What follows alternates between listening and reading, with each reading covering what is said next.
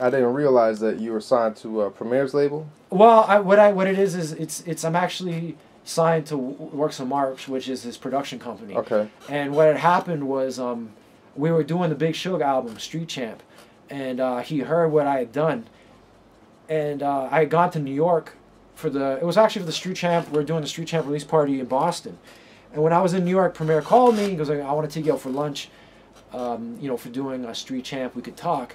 And while we were there, he was telling me it was dope. And I've been around a lot of industry people. I've been very fortunate, and I'll admit that was one of the few times where I was kind of a little bit weird, just because the amount of respect I had for Premier. He's mad cool. He's a good person, but just being around somebody that did so much shit that I purchased. He's still a giant. He's I told him, I'm like, you have any idea how much fucking money I spent on your career?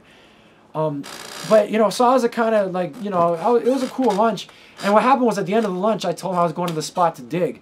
I was going to go to Good Records. Shout out to Good Records out there in New York. And they had just opened, so I guess Premier hadn't gone there yet. And so he was kind of bugging out. He's like, how the fuck do you know about a store that I hadn't been to yet? So he's like, I'm going to drive you over there. I know this story is going long. Let's go with the cut short. So we get to the record store. We do some digging.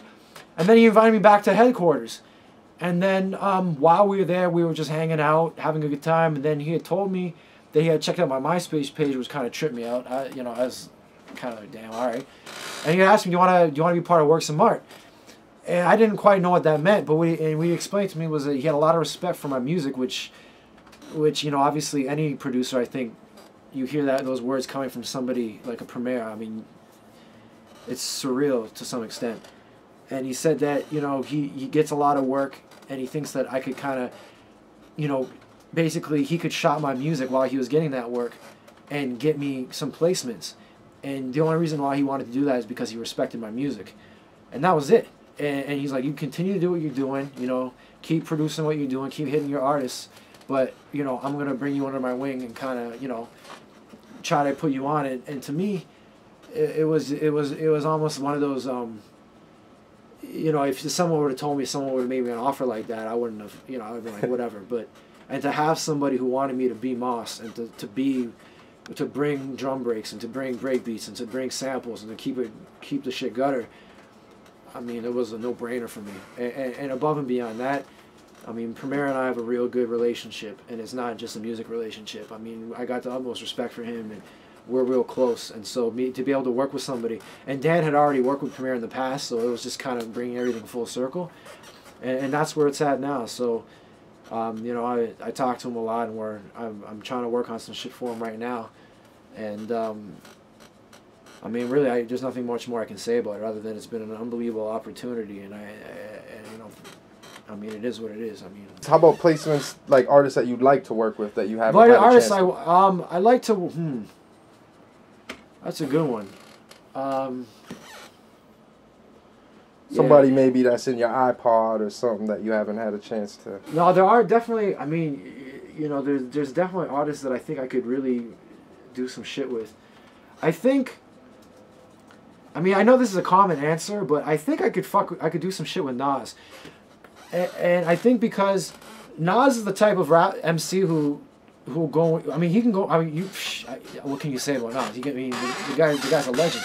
But he also is willing to basically leave his comfort zone a bit, and I think I can bring like a very heavy progressive rock sound to him.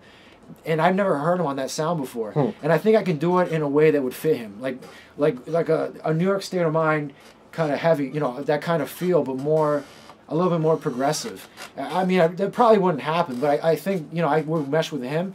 And you know what? I mean, I've worked with him already, but I'm trying right now. I think if I can really bring that sound, I think I might want to do some more shit with Ghost. I mean, I just think he's just that kind of guy that has that voice that would work well. And MOP. I mean, I'm going to get them on my record, so I'm going to do that. But, people with that kind of, that intensity, I think sound right over some of my music. You know what I mean? So, I think some of that shit. And while I'm on it, I got to shout it out on a shameless plug. I got to shout out the Obi Trice record, Special Reserves in stores. Came out December 25th of last year. It's still kind of making his rounds. Check out, Obi's record. He's getting his other record right now ready. I hope you guys check that out. And I gotta give myself a little bit of a shout out here because I'm working on my album right now. It's a solo album, a production album. I got, like I said, I'm gonna get Money Making Jam Boys on there. I'm gonna get MLP. Let people know the concept behind your album. Like it's like a traditional producer style. It's gonna be a producer record. I'm gonna do a lot of things, a lot of skits for people who dig. I'm really gonna go out of my way to basically make it known that I dig. Like this record's really gonna go into that realm. I'm gonna have a lot of interludes with a lot of people that have dug in the past, a lot of people that still dig, a lot of people that are outside of the hip hop world but are big known diggers. I'm gonna really try to bring that world back. I mean, it hasn't gone anywhere, but I'm really gonna do something for people that dig. I really want to do something for people that get sample. It on the forefront again. I'm still gonna bring part of my sound with some of my live instrumentation, but it's gonna be a lot of samples, a lot of heavy, rare type of shit. I'm really gonna try to go in on that shit, and you know, I'm getting it ready for early next year. I've already got a lot of songs done. I'll play you a joint in a minute from I did with Joel Ortiz. That one's not done. I'll let you hear the 2-track. Yeah, this is completely unmixed right here. You know what I mean? Unmixed 2-track. Joel killed this shit. This is gonna be on my record. We got a lot of shit to do to the beat still, but you guys can get a rough vibe. Most of all, you can just hear Joel smash this shit. Well, here's some of the flute I was telling you. That's live flute. We gotta improve that line, but you know what I mean. This is what it is. 2-track. Right here. Check. I don't really need no introductions. Fuck it though, I'm Ortiz and I'm disgusted. Need to be rushed in your nearest hospital and plugged in. The monitors pumped, then electrocuted. My functioning vital signs don't quite align when I write a rhyme. I define fine art, murder you by design. I'm terminal, I recline in my deathbed, hit a track again and dig deep for the strength. The lift for plastic pins, scribble down my thoughts. I'll pistol pound your boss, just point like the nigga that dribbles down the court. I point myself king in a world with a melting of metal makes the smallest nigga feel like Van Hell. Sing the devil from hell, sings karaoke in my projects. Hear his high notes and niggas' moms when them objects pluck down her son and shut down his lungs. Gotta watch where you walk at your uptowns and gum. Stop. I got half the album recorded. I got Determined Slain, Red Cafe, you know, Joel. I got a bunch of joints, Joe Budden. I got a lot of those joints recorded. Now for the second half, I'm gonna do all the music first, and while the music's being recorded, I'm gonna go in and do all my interludes, a lot of changes. I'm gonna do a lot of like transitions between songs, and that stuff's gonna take a little longer. And I don't want to spill the beans yet, but I think I got a little bit of a kind of a gimmicky little competition contest that is going to be good for people who dig. You know what I mean? I'm just going to try to do fun shit, bring it back to where the shit I grew up on. I started to listen to hip hop back when Houdini was around, so that's kind of where I'm coming from, you know, Peace to King of Chill, Marley Marl, you know, P-Rock, Premier, Large Pro, you know, I kind of went through a couple of eras, you know, years there, but you know what I'm getting at. That's where I come from. That's the kind of sound I want to make, but put my own little twist on it, you know what I mean? But that's my foundation, and that's where I'm going to stay. The best way to get at me is actually through our manager, Dan Green. It's Clockwork Music. You could just Google that shit. He's actually done enough to get himself some presence. My Twitter is Moss Appeal Music at Twitter. My MySpace is Moss Appeal. And that's all I really remember right now. Sorry. I mean, that's really all I remember. But Clockwork is the way to go.